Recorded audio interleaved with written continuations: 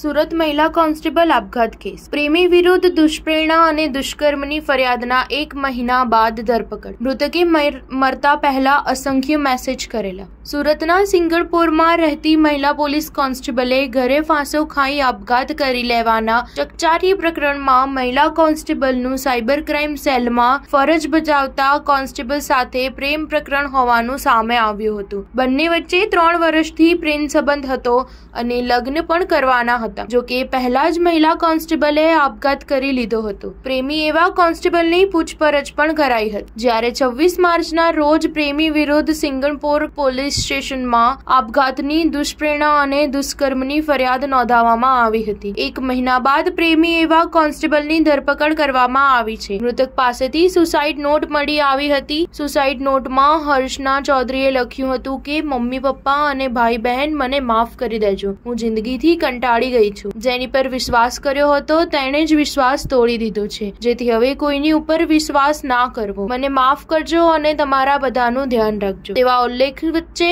આ lady કોન્સ્ટેબલે સંખ્યાબદ્ધ miss call cyber ક્રાઇમમાં ફરજ બજાવતા કોન્સ્ટેબલ પ્રશાંત મોયેને કર્યાનો બહાર આવ્યો હતો. સ્ટાર ન્યૂઝ 7 હંમેશા સચ્ચાઈની સાથે.